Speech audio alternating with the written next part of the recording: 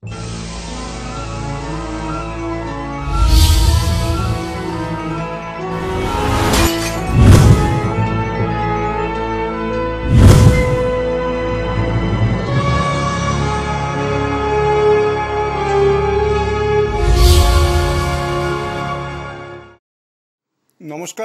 আপনারা দেখছেন কড়া খবর।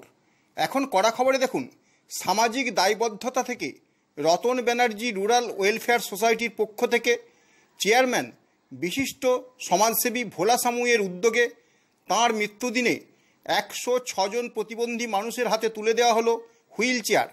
একই সাথে কয়েকশো মহিলাকে পুজোর আগে উপহার দেওয়া হলো শাড়ি এবং ছোটদের জামা ও প্যান্ট, এবং সকলের জন্য ছিল দুপুরের খাবার।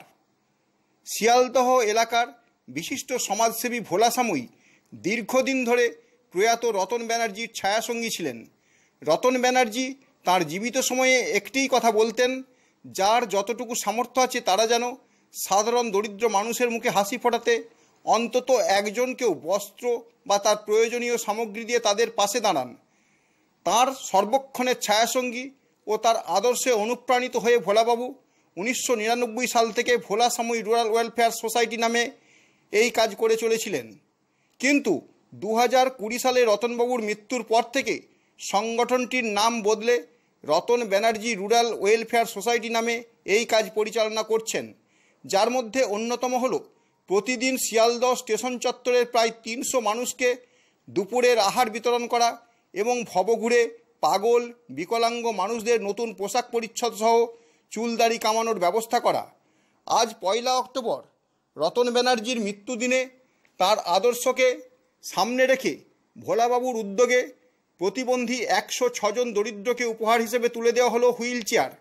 পাশাপাশি কয়েকশো মহিলা ও শিশুদের হাতে তুলে দেওয়া হলো নতুন জামাকাপড় সহ ছেলেদের জামা প্যান্ট, এবং অবশ্যই প্রত্যেকের জন্য ব্যবস্থা করা হয়েছিল দুপুরের আহারের।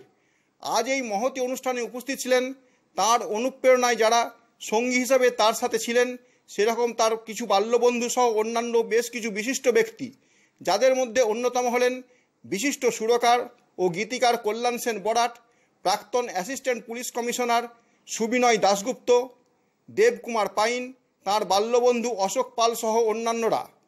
অনুষ্ঠানের শুরুতে রতন ব্যানার্জির স্মৃতিতে 1 মিনিট নীরবতা পালন করা হয়। তারপর তাঁর মর্মর মূর্তিতে মাল্যদান করেন উপস্থিত বিশিষ্টজনরা।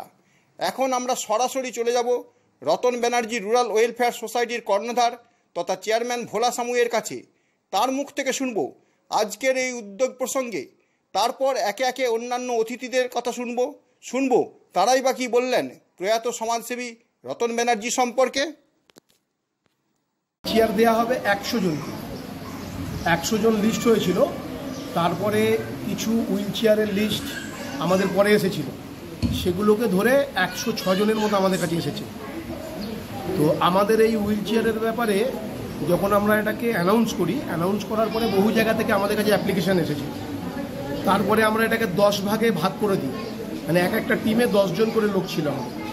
যে প্রকৃত যে লোকটা আমাদেরকে এই হুইল চেয়ারের জন্য অ্যাপ্লিকেশান করেছে তার পারিবারিক পরিস্থিতি কী, সত্যি কি তার পারিবারিক পরিস্থিতি কেনার মতো নেই, হ্যান্ডিক্যাপ অবভিয়াসলি, বাট এরকমও পারিবারিক পরিস্থিতি কিছু আমরা পেয়েছি যে হ্যান্ডিক্যাপ আছে সে, কিন্তু তার পরিবারের মধ্যে তারা 10 জনকে কিনে দিতে পারে, সেও লিস্টে নাম দিয়েছে। এই সব লিস্ট কাট ছাঁট করে আমাদের 106 জন দাঁড়িয়েছে। 100 জন আমাদের টার্গেট ছিল, 106 জন দাঁড়িয়েছে। সেই 106 জন কাজকে আমাদের হুইল চেয়ার দেওয়া হবে। নেক্সট, আর আপনাদের বস্ত্রদান কতজনকে দেওয়া হলো? বস্ত্রদান এখানে বোধহয় 40-50 জনকে দেওয়া হয়েছে, কিন্তু এইটা মেন আমরা এখানে যে অ্যাকোমোডেশন জায়গা, এই জায়গা নেই। পার্কিংয়ে আমাদের যে রোজ খাওয়ানো হয়, যেখানে আমাদের রোজ খাদ্য খাবার দেওয়া হয়, এদেরকে দেখাশোনা করা হয়, সেই পার্কিংয়ে 4 অক্টোবর পর্যন্ত ডিআরএম আমাদেরকে ওখানে প্রোগ্রাম করতে না করেছে। তার কারণ ওখানে রেল মিনিস্টার আসছে, ওই জায়গাটা প্যান্ডেল হয়েছে। 4 অক্টোবরের পরে অক্টোবরের 5 তারিখে আমরা আবার ওখানে যে সমস্ত ব্যক্তিদের বস্ত্র দেওয়ার আছে, মোটামুটি 1000-1000-এর মতো ওখানে কাপড় দেওয়া হবে। কত বছর ধরে করছেন এটা? ধরুন চলছে আমাদের 99 সাল থেকে। না 99 না, হ্যাঁ 99 সাল থেকে। আমার নাম ভোলা সামুই, পেশায় আমি ব্যবসায়ী। সমাজের উন্নয়নমূলক কাজের জন্য মানুষ আমাকে সমাজসেবী ভোলাস্বামী বলে ডাকে। এই সংগঠনের আপনি কে? এই সংগঠনের আগে ছিল ভোলানাথ রুরাল ওয়েলফেয়ার সোসাইটি। এর রেজিস্ট্রেশন হয়েছিল সম্ভবত 99 সালে। সেই 99 সালে যে রেজিস্ট্রেশন হয়েছিল সেই সময়ের দাদাই আমাদের এই সোশ্যাল কাজ সম্বন্ধে বুঝিয়েছিলেন, কিন্তু ওনার কিছু ব্যাপার ছিলেন যে আমার নামে কিছু হবে না, যেই দিন আমি না থাকব আমার নামে যখন কাজ হবে তখন আমার নামটা অমর হিসেবে থাকবে। উন্নয়ন আর মূল্যায়ন জীবিত অবস্থায় না, মরে যাবার পরে হয়।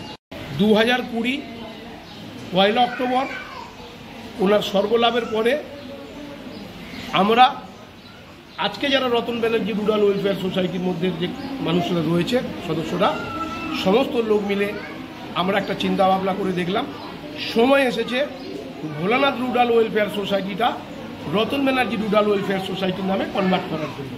ফলে ওই ভোলানাথ রুরাল ওয়েলফেয়ার সোসাইটিটাকে রতন ব্যানার্জি রুরাল ওয়েলফেয়ার সোসাইটিতে কনভার্ট করছে। এছাড়া প্রাত্যহিক অ্যাক্টিভিটি আপনাদের কি?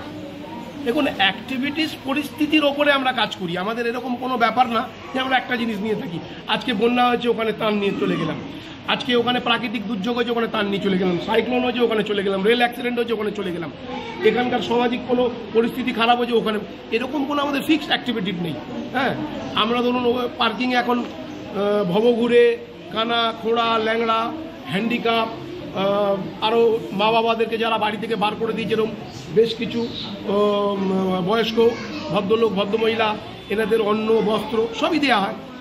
তো এরকম কোনো আমাদের পার্টিকুলার কোনো কাজের ওপরে জিনিসের ওপরে মিন করে আমরা কাজ করি না। আমরা ফলো আপ করি সামাজিক পরিস্থিতিতে এই মুহূর্তে কোন জিনিসটা প্রয়োজন সেটার ওপরেই আমরা ফোকাস করি। তবে নিত্য প্রয়োজনে খাদ্য খাবার এগুলো আমরা দিয়ে থাকি। অসুস্থ মানুষদের হাসপাতালে ভর্তি যতটা পারে আমরা চেষ্টা করি সংস্থার তরফ থেকে। আমাদের সংস্থায় অনেক মানুষজন রয়েছে এবং সবথেকে বড় তাৎপর্যপূর্ণ যে ব্যাপারটা সেটা হচ্ছে যে আবার আমি আপনাদেরকে বলছি, রতন ব্যানার্জি বেঁচে থাকাকালীন যাদেরকে এই মন্ত্রণা দিয়েছিলেন যে সমাজ আর মানুষের জন্য করতে হবে, তার পাশে থেকে হয়তো 1-2 এই মন্ত্রটা পেয়েছে, বাকি কেউ পায়নি। বাকি যারা ওর কাছ থেকে আজকে ছিল, কাছের পেয়েছে, সব কিছু পেয়েছে, সব কিছু নিয়েছে, সব কিছু দিয়েছে, তারা কিন্তু কেউ নেই।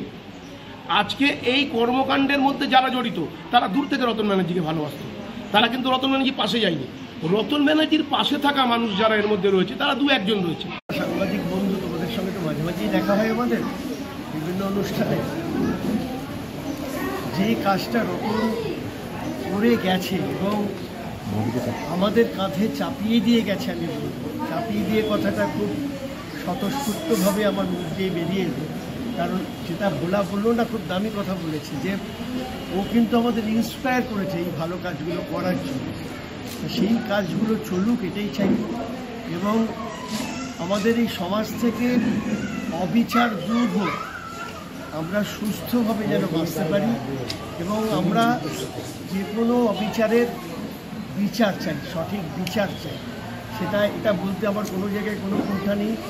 আমরা যেরকমভাবে দুর্গা পুজো করছি আমরা সব করব এবং যারা আপনারা চ্যানেলে দেখছেন সকলের কাছে অনুরোধ করব যে আপনারাও এইভাবে নিজের জন্যে, নিজের বাচ্চার জন্যে যদি 2-4টে জামা কাপড় কেনেন, একটা অন্তত একজন গরিব বাচ্চার জন্য কিনুন, তাকে দিন। এটা দেখবেন ভেতরে একটা অন্য শান্তি, একটা অন্য প্রশান্তি আছে। প্রথমেই তো আমি যারা এই জিনিসটার আয়োজন করেছে তাদের ধন্যবাদ জানিয়ে ছোটো করেই বলতে চাই, রতনদা আমার যদিও বাল্যকালের বন্ধু বা পরিচিত লোক ছিলেন না, আমি 1 দশক ওনাকে পেয়েছি এবং তার মধ্যে মানবিকতা দেখে আমি সত্যিই অভিভূত হয়েছিলাম এবং তার এই মানবিকতা আমার মনেও চেতনা অনেক এনে দিয়েছে। এই যে গরিবের জন্য ওনার প্রয়াস সারা জীবনে এবং গরিবের জন্য এত তার সময় ব্যয় এবং অর্থ ব্যয় করে উনি গরিবদের সেবা করতেন, আজকে উনি নেই, সেটা আমাদের বড় একটা শূন্যতা। আর উনি বেঁচে থাকতে আমরাও যে কোনো ধরনের সাহায্যের জন্য ওনার কাছে আবদার করেছি, উনি নির্দ্বিধায় সেই আবদার আমাদের পূরণ করেছেন। যত আমাদের ছোটোখাটো পারিপার্শ্বিক যদি কোনো কাজও থাকে, সে ধনী হোক দরিদ্র হোক, উনি কখনো বিচার করতেন না। উনি জাতি ধর্ম নির্বিশেষে সবার সেবা করে গেছেন। এবং আমি লাস্টে এটাই প্রার্থনা করি, উনি যেখানেই থাক ওনার আত্মা যেন শান্তিতে থাকে, উনি যেন শান্তিতে থাকতেন। ওর সবচেয়ে যেটা বড় গুণ ছিল, ওর কোনো কাজ না বলে কোনো কথাটা ওর জীবনে লেখা ছিল না। আমি ওকে বলতাম, হ্যাঁ তুই এই যে বললি, উনি যে এসে বললেন, তুই যে শুনলি কথাটা, এই কাজটা হবে, বলে দাঁড়া না দেখছি। আমি কাউকে হয়তো বলে দিল না, আমি কিন্তু জানি, কিন্তু ও কিন্তু হ্যাঁ হবে, ওটা ঠিক হ্যাঁ হবে, এবং ও সত্যি করে দিত। ওর মনটা যে কি বিরাট ছিল, ওর ভেতরে যদি ঢোকা যেত হাটের মধ্যে, তাহলে বোধহয় সেটা দেখা যেত। আপনি কি আপনার খবর সরাসরি সম্প্রচার করতে চান অথবা আপনার এলাকার খবর দেখাতে চান? তাহলে যোগাযোগ করুন কৃষ্ণপ্রসাদ পাত্র, ফোন নম্বর 8622800252 অথবা 8282860856 এই নাম্বারে, অথবা অর্জুন সেন CPRO, ফোন নম্বর 9433138840 এই নাম্বারে।